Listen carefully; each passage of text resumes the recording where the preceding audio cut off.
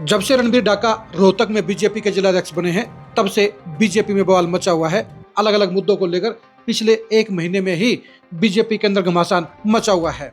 4 ऐसे मुद्दे हुए हैं जिनको लेकर रोहतक बीजेपी के अंदर आपसी फूट पड़ी हुई है और नेताओं के ऊपर भेदभाव के आरोप लग रहे हैं। सबसे ज्यादा अगर केंद्र में कोई है तो वो खुद रणबीर डाका हैं।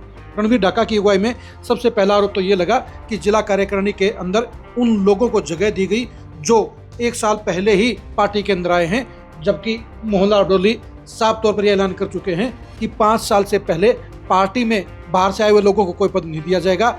लेकिन रणबीर डाका ने ऐसा करने की बजाय उन्होंने अपनी मनमर्जी से ऐसे लोगों की भी कार्यकारिणी में एंट्री दिलवा दी जो महज 1 साल पहले ही बीजेपी में एंट्री करके आए थे। इससे बीजेपी के समर्पित नेताओं और कार्यकर्ताओं में रोष का माहौल है और वो इसकी शिकायत पार्टी हाईकमान को कर चुके हैं। दूसरा जो बवाल मचा वो बवाल मचा महम के अंदर।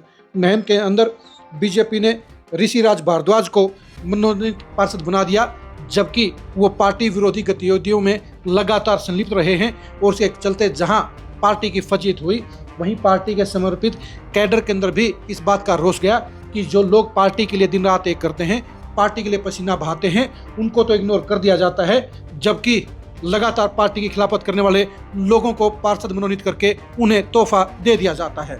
जो तीसरा जो मुद्दा उठा है वो मुद्दा उठ गया है मोहनलाल बडोली की मौजूदगी में एक ऐसे शख्स का मंच पर प्रेस कॉन्फ्रेंस में उनके साथ बैठना जो नगर निगम के चुनाव में विरोध कर चुका है, पार्टी के प्रत्याशी के खिलाफ चुनाव लड़ चुका है। हम बात करें अमित कुमार की।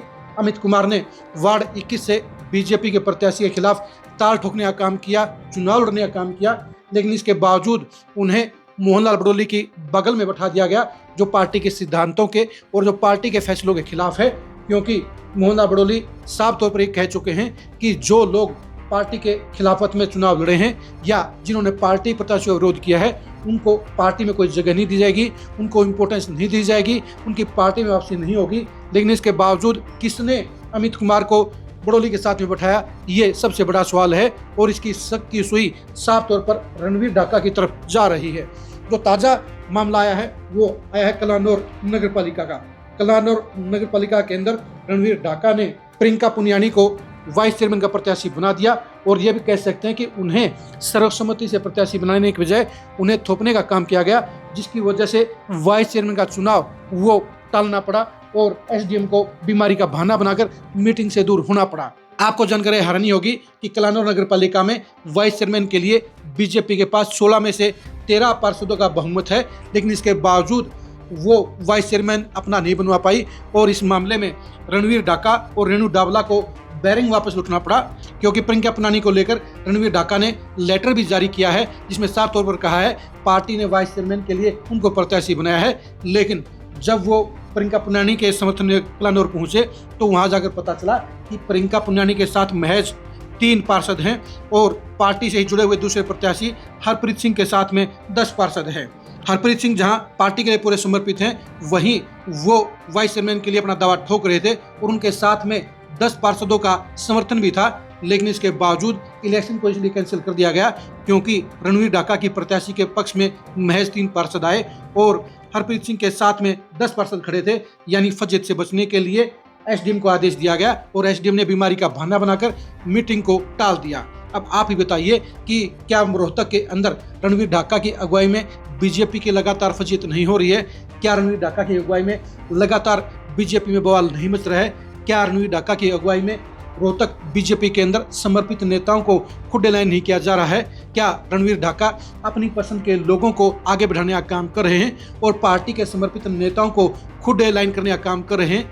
पार्टी के लिए दिन रात काम करने वाले नेताओं और कार्यकर्ताओं को जहां फांसी पर डाला जा रहा है, वहीं पर सेटिंग करने वाले नेताओं को जहां जिला कार्यकारिणी में जगह मिल रही है, वहीं उनको पार्षद भी मनोनीत किया जा रहा है, उनको बड़े बड़े पदों के लिए प्रोजेक्ट भी किया जा रहा है। यही वजह है कि रणबीर डाका की अगुवाई में बीजेपी रोहतक के अंदर अब जंग का मैदान बन गई है, उसके अंदर विवादों का दंगल बन गया है। और यही वजह है कि कलानौर नगर पालिका के वाइस चेयरमैन के अंदर बीजेपी के प्रत्याशी को समर्थन नहीं मिला और इसलिए बैठक कैंसिल करनी पड़ी।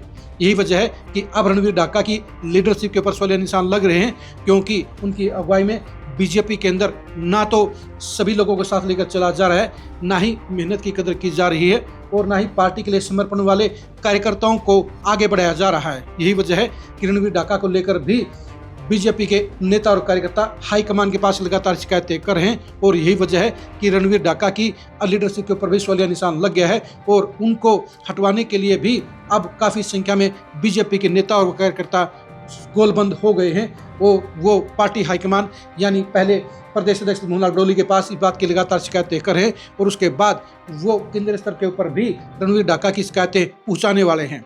आप रणवीर डाका की अगुवाई में बीजेपी के हालात रोहतक में कैसे मानते हैं, कमेंट करके जरूर बताइए।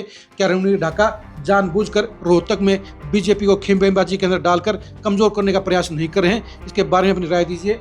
आप हमारे फेसबुक पेज को फॉलो कीजिए, आप हमारे यूट्यूब चैनल को सब्सक्राइब कीजिए। नमस्कार।